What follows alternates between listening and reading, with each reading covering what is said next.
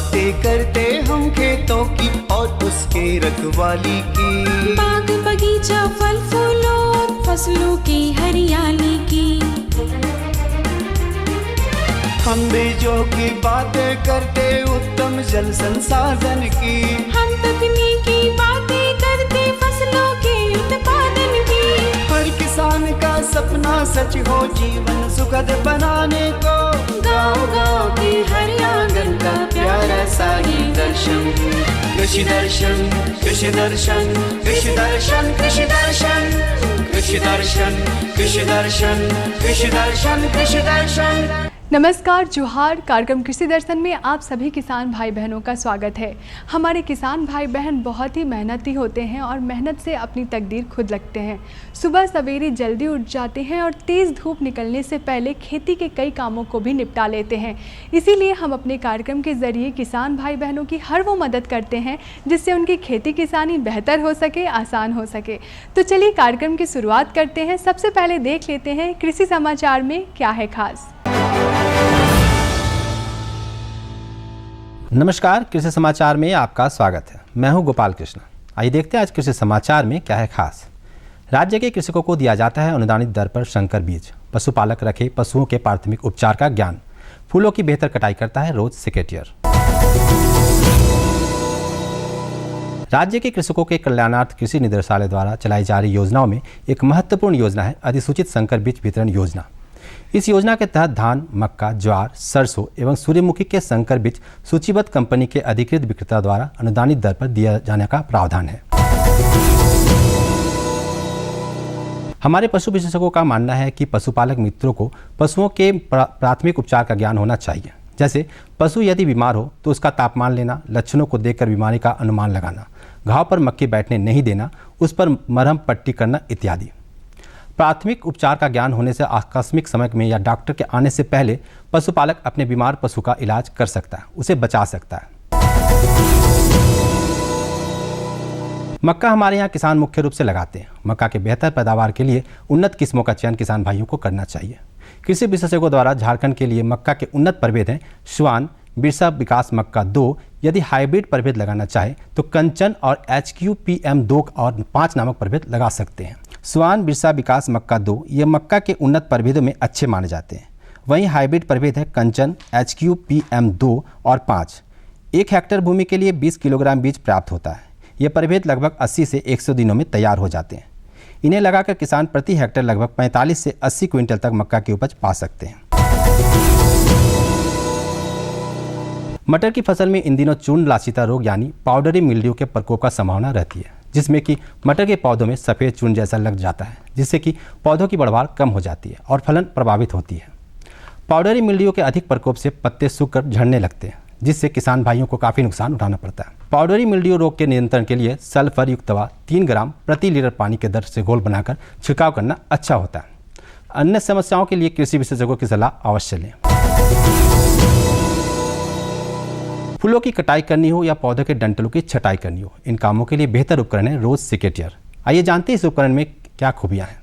ये है रोज सेक्रेटेरियर। पौधे एवं फूलों की बेहतर कटिंग के लिए इसका इस्तेमाल होता है। इस उपकरण में तेज एवं जंग रोधी एक ब्लेड लगा होता है जो फूलों एवं पौधों के डंठलों को आसानी से काटता है। सबसे खास बात इस उपकरण की यह है कि पौधे के काटे गए हिस्से उसी में फंसे रहते हैं, जिसे आप उचित स्थान पर फेंक सकते हैं। और अब नजर राज्य के कुछ प्रमुख शहरों के मौसम के मिजाज पर। आज राज्य के कुछ प्रमुख शहरों के तापमान इस प्रकार दर्ज किए गए। रांची अधिकतम 36 डिग्री सेल्सियस और न्यूनतम 18 डिग्री सेल्सियस। देवघर अधिकतम 36 डिग्री सेल्सियस और न्यूनतम 22 डिग्री सेल्सियस। जमशेदपुर अधिकतम 39 डिग्री सेल्सियस और न्यूनतम 24 डिग्री सेल्सियस।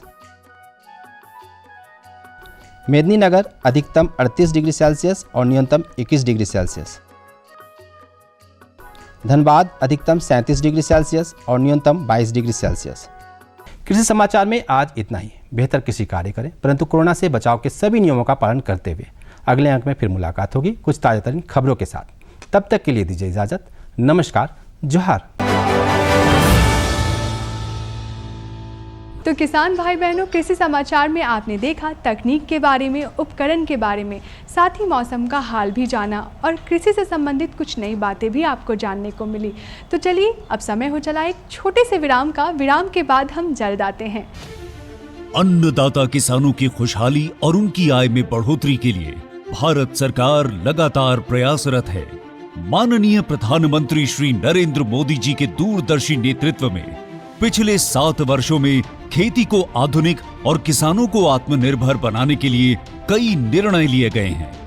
छोटा किसान बने देश की शान, ये हमारा सपना है। देश के 80% से ज्यादा किसान ऐसे हैं जिनके पास 2 हेक्टेयर से भी कम जमीन है।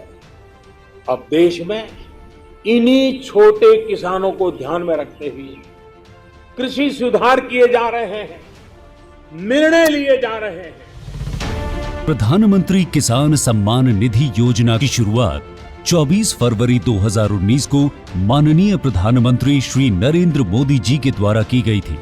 पीएम किसान योजना का पूरा खर्च भारत सरकार वहन करती है। इसके तहत लाभार्थी किसानों को हर साल 6,000 रुपए की सम्मान राशि 2,000 रुपए की 3 समान किस्तों में सीधे उनके बैंक खातों में हस्तांतरित की जाती है। अब तक 11 करोड़ से भी अधिक लाभार्थी किसानों के बैंक खातों में 1,58,000 करोड़ रुपए से अधिक की राशि सीधे ट्रांसफर की जा चुकी है। किस्तों की जानकारी किसानों को एसएमएस के माध्यम से दी जाती है। இப்போ நேரா நாங்க வந்து பேங்க்குக்கு ஆக்சுவல் போகும்போது அந்த பணத்தை நாங்க வித்ரா பண்ணிட்டு வந்து நாங்க விவசாயம் பண்ணிக்கிறோம்। इस मदद से बुआई के पहले अब किसानों को बीज, खाद, कीटनाशक और कृषि संबंधी अन्य जरूरतों के लिए साहूकारों के आगे हाथ नहीं फैलाना पड़ता।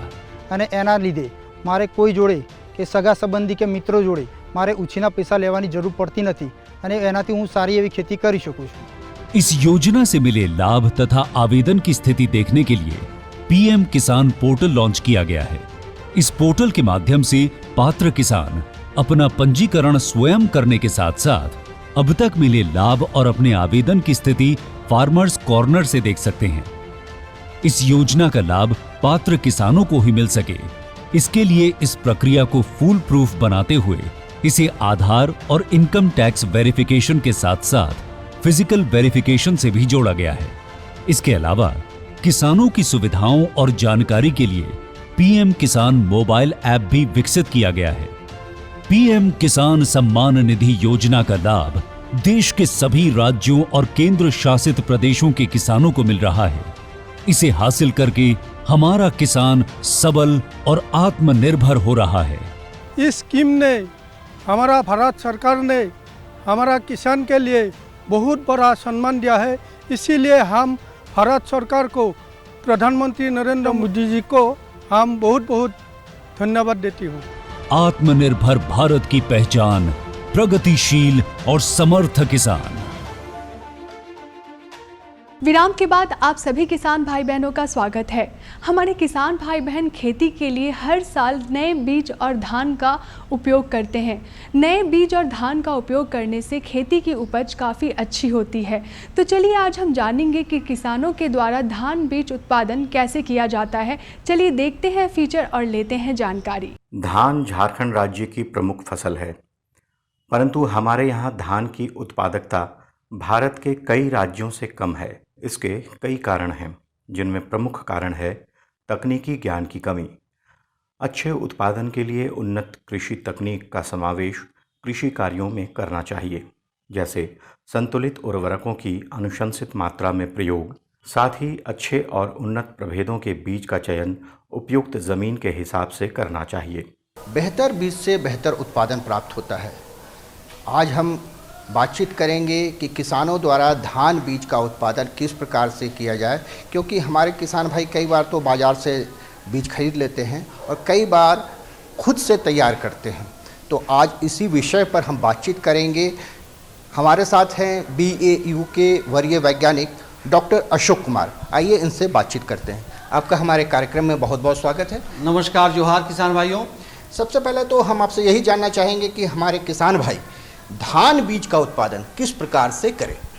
धान बीज का उत्पादन करने से पहले सबसे पहला काम जरूरी होता है कि प्री इरिगेशन, क्योंकि धान बीज लोग जहाँ करते हैं उसमें पहले से भी धान लगाया हुआ रहता है। पिछले साल भी धान लगाते हैं लोग, और जो धान लगा हुआ रहता है उसका बीज कुछ गिर जाता है, तो उसमें क्या होता है कि वो बीज उग के और मिक्सचर बना देता है। तो पहला काम किसान करें कि जिस खेत में बीज उत्पादन करना है उसमें सिंचाई कर दें, और सिंचाई करने के बाद उसमें जो उगाव होता है 15 दिन बाद या 15 दिन के आसपास में जब निकल जाए तो उगाव सारा हो जाएगा। उसके बाद फिर जुताई करके और तब फिर उसमें आपको बीज उत्पादन लेना है। तो इससे क्या होगा, मिक्सचर आपका नहीं होगा। दूसरी चीज़ है कि जो भी बीज आपको लेना है, 3 तरह के बीज होते हैं मुख्य रूप से। एक तो ब्रीडर सीड जिसको हम लोग प्रजनक बीज बोलते हैं, और एक फाउंडेशन बीज बोलते हैं जिसको आधार बीज है, और एक सर्टिफाइड बीज बोलते हैं जिसको हम लोग प्रमाणित बीज कहते हैं। तो मुख्य रूप से किसान भाई जो बीज उत्पादन करते हैं वो आधार बीज से प्रमाणित बीज करते हैं। तो आपको यह सुनिश्चित कर लेना है कि आपको आधार बीज मिल जाए, उसके टैग रखने हैं और साथ ही साथ उसका रसीद रखना है जिससे उसका रजिस्ट्रेशन हो सके। और यह जो बीज है मार्केट में उपलब्ध नहीं होगा, आपको बिरसा कृषि विश्वविद्यालय के अंतर्गत ही प्राप्त हो पाएगा, या बिरसा कृषि विश्वविद्यालय का जो अनुसंधान केंद्र है वहाँ से उपलब्ध हो पाएगा, या कृषि विज्ञान केंद्रों से उपलब्ध हो पाएगा, या अदर जो अन्य जो रिसर्च इंस्टीट्यूट हैं वहाँ से भी आप प्राप्त कर सकते हैं। तो वहाँ से पहले बीज सुनिश्चित कर लें कौन सा वैरायटी लगाना है और किसका बीज उत्पादन करना है। पहले आप ये सुनिश्चित कर लें, बीज की प्राप्ति कर लें, और बीज जब प्राप्त हो जाए तब उसका खेत का तैयारी करें जैसे मैंने बताया आपको। कीटों और बीमारियों से फसल की सुरक्षा पर ध्यान देना चाहिए, और अच्छे बीजों की प्राप्ति के लिए सही बीज स्थली या पौधशाला द्वारा बीज तैयार करना चाहिए। सिंचित अवस्था में बीज उगाकर रोपाई करने में भी कोई कठिनाई नहीं होती है, परंतु झारखंड राज्य में ज़्यादातर खेती वर्षा आधारित होती है। अपने यहाँ 3 सिचुएशन है। एक तो टाण में सीधे बुआई करते हैं जो 100 दिन के कम की प्रभेद होते हैं, जैसे बिरसा धान 108 है, बिरसा विकास धान 109, बिरसा विकास धान 110, बिरसा विकास धान 111। ये सब 100 दिन से कम की वैरायटी है और टाण में खेती होती है, सीधे बुआई करते हैं। और इसके अलावा सहभागी धान भी है, वंदना है, ये भी आपको ऊपर वाला जो खेत है उसमें इसकी बुआई होती है। तो अगर ऊपर वाले खेत के लिए बीज तैयार करना है तो इन सब प्रभेदों की आप प्रभेद ले सकते हैं और इसका बीज उत्पादन कर सकते हैं। अगर मध्यम ज़मीन देखें तो मध्यम ज़मीन में चूँकि अपने यहाँ कभी कभी सूखा पड़ जाता है, बारिश कहीं कम होती है कहीं ज़्यादा हो जाती है, तो वैसी स्थिति में एक अच्छी वैरायटी है जिसको बोलते हैं IR 64 DRT1। तो अच्छी वैरायटी है। जो पहले वाला IR 64 था उसी में ड्रॉट टॉलरेंट जीन डाल दिया गया है, जिससे बीच में कभी 15 दिन के लिए सूखा पड़ जाता है तो उसमें भी इसमें सहन करने की शक्ति है और अच्छा उत्पादन मिल जाता है। इसके अलावा ये लगभग 125 दिन की वैरायटी है और 45 क्विंटल प्रति हेक्टेयर के दर से आपका इसका बीज उत्पादन संभव है, या उससे अगर प्रबंधन अगर ज़्यादा करते हैं, अच्छा करते हैं तो उससे भी ज़्यादा आप ले सकते हैं प्रति हेक्टेयर। इसके अलावा नवीन है, ललाट है, या IR 64 है, और भी दूसरी वैरायटी है जो अपने अनुशंसित है उसको भी ले सकते हैं। इसके अलावा जो नीचे वाला खेत है दोन है, उसके लिए जो अच्छी वैरायटी है वो है जो सबसे ज़्यादा आप लोग करते हैं स्वर्णा, जिसको MTU 7029 बोलते हैं। इसके अलावा सांभा मंसूरी है जिसको BPT 5204 बोलते हैं, और एक इम्प्रूव्ड सांभा मंसूरी भी आ गया है। इसके अलावा राजश्री भी है। तो इस सब में से जो भी उपलब्ध हो पाए, लेकिन अपने यहाँ सबसे ज़्यादा स्वर्णा चलता है, तो स्वर्णा की निश्चित रूप से अगर बीज तैयार करते हैं। बीज उगाने के लिए ज़मीन की 4 से 5 बार अच्छे से जुताई करनी चाहिए। अंतिम जुताई के समय उचित दवा द्वारा मिट्टी को उपचारित करना अच्छा होता है। अब 1.5 मीटर चौड़ी और आवश्यकता अनुसार लंबी क्यारियाँ बनानी चाहिए। पौधा बिल्कुल बढ़वार की स्थिति में रहता है, उस समय निकालना है। एक बार जब उसमें पौधा में बाली आ जाता है उस समय भी आपको देखना है कि कोई छोटा हो गया या कोई बड़ा हो गया, तो जो मुख्य आपका फसल है उससे छोटा बड़ा अगर हो जाता है या कलर में अंतर है तो उस सबको आपको निकाल देना है, नहीं तो उससे आपके जो बीज हैं वो मिक्सर हो जाएंगे और अच्छा रेट नहीं मिलेगा, या फिर वो बीज के मानक में नहीं आएंगे तो आपका बीज बर्बाद हो जाएगा और आपका मेहनत सफल नहीं होगा। तो एक तो इस काम को करना है। दूसरा है कि जब आप बीज खरीदें तो उसका टैग रखना है, उसका आपको रसीद रखना है और उसको कृषि विज्ञान केंद्र के मार्फत से या किस जो FPO है उसके मार्फत से या आपका अगर NGO है उसके मार्फत से या किसी भी कृषि विभाग के मार्फत से जैसे भी हो आपको उसका रजिस्ट्रेशन कराना है। रजिस्ट्रेशन यहाँ झारखंड सरकार का ऑफिस है रांची में, वहाँ होता है। उसका फीस है आपको 175 रुपये के आसपास में प्रति हेक्टेयर है, वो लगता है और उसको आपको दे के और रजिस्ट्रेशन करा लेना है। और रजिस्ट्रेशन जब करा लेंगे तो 2 बार वैज्ञानिक आपके खेत पर जाएंगे और देखेंगे उसको कि आपका जो बीज है वो सही है कि नहीं है, और सही है तो अगर कोई कमी है तो उसमें सजेशन आपको देंगे कि क्या क्या करना है। और जब सही रहेगा तो निश्चित रूप से उसका उत्पादन अच्छा होगा और आपको बीज के मानक जो हैं वो बिल्कुल उस मानक पर खड़ा उतरेगा और आपका बीज उत्पादन सफल होगा। तो किसान भाई बहनों, अभी आपने देखा फीचर के माध्यम से कि धान के बीज का उत्पादन कैसे करना है। अगर आप भी वैज्ञानिक तरीके से धान के बीज का उत्पादन करेंगे तो आपको उपज भी काफ़ी अच्छी मिलेगी। तो चलिए कार्यक्रम में बढ़ते हैं आगे और आपको देते हैं अपनी दूसरी जानकारी। हमारी दूसरी जानकारी है गर्मियों के मौसम में सब्जियों में होने वाले कीट और रोग का प्रबंधन। तो किसान भाई बहन, गर्मी का मौसम आ चुका है और गर्मियों के मौसम में बहुत तरीके के कीट और रोग भी सब्जियों में लगते हैं, जिसका बचाव करना बेहद ज़रूरी है, जो भी हमारे किसान भाई बहन हैं जो सब्जियों की खेती करते हैं। तो चलिए मिलते हैं विशेषज्ञ से और लेते हैं जानकारी। आज हमारे साथ हैं जगन्नाथपुर कृषि विज्ञान केंद्र के कृषि वैज्ञानिक डॉक्टर संजय कुमार साथी जी, जिनसे हम बातचीत करेंगे और जानेंगे कि गर्मी में सब्जियों में कीट एवं रोग प्रबंधन किस प्रकार से किया जाए। आपका हमारे कार्यक्रम में बहुत बहुत स्वागत है। सबसे पहले तो हम आपसे ये जानना चाहेंगे कि गर्मी की जो सब्जियां हैं वो कौन कौन सी हैं। गर्मी में सब्जियां जैसे भिंडी है, आपका कद्दू वर्गीय सब्जी जैसे करेला, खीरा, ककड़ी, उसके बाद आपका फ्रेंच बीन है, टमाटर बैगन भी होते हैं। उसके बाद तो ये सारे सब्जियां हैं जो गर्मी में उपजाए जाते हैं। बिल्कुल। तो जैसा कि आपने खुद ही बताया कि कुछ लत्तेदार सब्जियां जो है वो भी होते हैं और साथ में टमाटर, बैगन, फूलगोभी वगैरह भी होते हैं।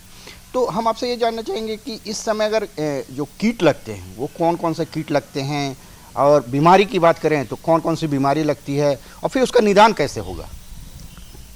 कद्दू वर्गीय सब्जी में ज़्यादातर जो कीट लगता है वो आपका रेड पम्पकिन बीटल बोलते हैं, लाल भृंग कीड़ा जो है वो लगता है जो पत्ती को खा के उसको पूरा कुतर देते हैं और जाली टाइप का हो जाता है।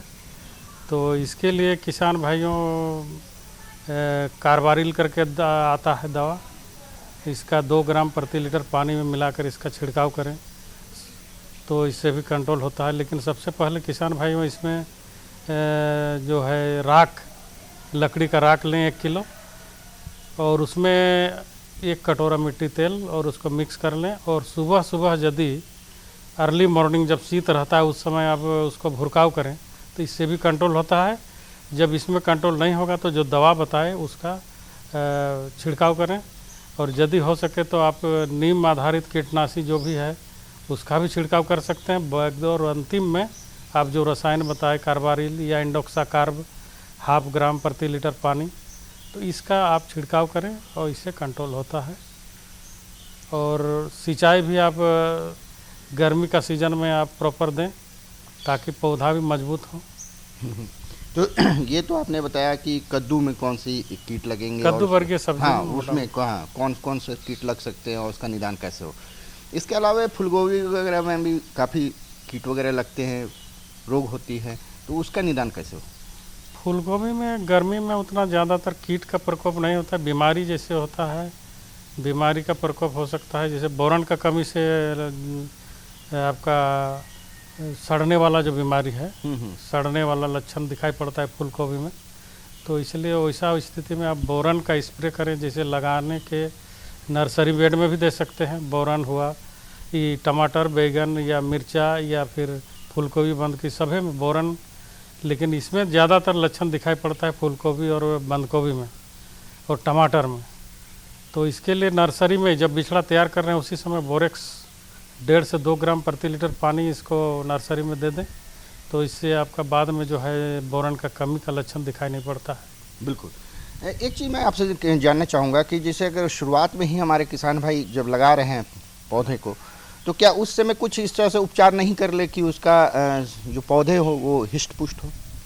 हाँ, किसान भाइयों को सही बीज लेना चाहिए जो एकदम अच्छा जगह से हो, अच्छा संस्थान से हो, क्योंकि बीज ही सब कुछ है। बीज यदि स्वस्थ रहेगा, पुष्ट रहेगा तो बीमारी का प्रकोप नहीं होगा। और किसान भाई यदि अपना भी बीज रखें तो स्वस्थ पौधा का रखें, बीमार ग्रसित पौधा का बीज रखेंगे तो उससे फिर बीमारी का प्रकोप होने का चांस रहता है। तो इसलिए सही जगह से बीज को खरीदें और बीज का उपचार ज़रूर करें। जैसे ट्राइकोडर्मा विरिडी है, इसका 8 से 10 ग्राम प्रति किलो बीज इससे उपचार कर सकते हैं। या फिर रासायनिक आपका मैनकोजेब हो गया, एंडोफिल M45 हो गया, कार्बांडाजिम हो गया, इसका 2 से 2.5 ग्राम। लेकिन कोशिश करना चाहिए जैविक जो ट्राइकोडर्मा विरिडी है उसी से उपचार करें और उसको लगाएं और सही समय पर लगाएं, सही सिंचाई करें। खाद जो है खाली यूरिया नहीं दें, प्रॉपर संतुलित जो डाई नाइट्रोजन, पोटास और फास्फोरस है, इसका संतुलित मात्रा में खाद का भी इस्तेमाल करें। किसान भाई ज़्यादातर नाइट्रोजन का इस्तेमाल करते हैं, बाकी का नहीं, तो इससे भी बीमारी का प्रकोप होता है। तो इस तरह से संतुलित मात्रा में खाद और जो भी जैविक खाद है उसको मिट्टी में देंगे तो बीमारी का प्रकोप कम होगा। बिल्कुल। कभी कभी सर देखने में आता है जो टमाटर और बैगन का पौधा सूख जाता है, तो ये क्या मतलब क्या कारण है, क्यों? ये टमाटर, बैगन, मिर्चाई तीनों सोलेनेसी फैमिली के हैं और तीनों एक ही परिवार के। मतलब इसमें मुरझा रोग ज़्यादातर आता है। अब मुरझा रोग 3 कारणों से आता है। एक तो देखिए पानी के कमी से भी मुरझा रोग होता है, वो पानी देने से तो ठीक हो जाएगा। लेकिन फिर नेमाटोड, सूत्रकृमि बोलते हैं, वो जड़ मिट्टी में रहता है, जड़ में जो पानी सप्लाई होता है, वाटर सप्लाई, उसमें ब्लॉक कर देता है, उससे भी मुरझा रोग होता है। दूसरा जीवाणु से, जीवाणु जो बैक्टीरिया बोलते हैं उसके कारण भी होता है, फंगस के कारण भी होता है। तो इसके लिए किसान भाइयों को खेत की फसल चक्र अपनाना चाहिए। बार बार एक ही खेत में टमाटर, बैगन, मिर्चा नहीं लगाएं। दूसरा आपका मिट्टी का उपचार करें। मिट्टी का उपचार आप trichoderma viride, 1 kilo trichoderma viride को 40 से 50 किलो सड़ा हुआ गोबर में मिलाएं, 15-20 दिन रहने दें। उसके बाद यदि गोबर सूखा है तो उसको पानी मिला दें और 15-20 दिन में पूरा ट्राइकोडर्मा विरिडी फैल जाता है पूरा गोबर में। और इसको आप जब पौधा लगा रहे हैं टमाटर, बैगन, मिर्चा, उसमें प्रति थाला 50 ग्राम मिला दें और उसके बाद पौधा लगाएं टमाटर, बैगन, मिर्चा। तो इसमें देखा गया है मुरझा रोग कम होता है, तो इससे आपका नियंत्रण कर सकते हैं। दूसरा इसका कुछ वैरायटी निकला है, जैसे बैगन में वैरायटी है स्वर्ण प्रतिभा, स्वर्ण लालिमा, स्वर्ण श्यामली। ये तीनों जो है आपका प्लांडू में मिलता है, रांची जो रिसर्च संस्थान है केंद्र सरकार का, तो उसको लगाएंगे तो मुरझा रोग रोधी है, वो नहीं होगा मुरझा रोग। टमाटर में अर्का आभा, ये मुरझा रोधी है, इसको लगाएंगे तो मुरझा रोग नहीं होगा। तो अच्छा, एक चीज़ और मैं जानना चाहूँगा कि शुरुआत में अगर बीजोपचार की बात आती है तो बीजोपचार कैसे करें हमारे किसान भाई? बीज उपचार जैसे कोई थाली ले लें, कोई माने बर्तन, उसमें आप बीज ले लें। ऐसे तो 1 किलो बीज कोई लगाता नहीं, तो 1 कटोरा ले लें। कटोरा में आप करीब ऐसे ट्राइकोडर्मा आप ज़्यादा भी देंगे तो हानि नहीं करेगा, लेकिन मोटा मोटी आपका 5 ग्राम आसपास डाल दें उसमें और उसमें हल्का पानी दे दें और उसको मिक्स कर लें।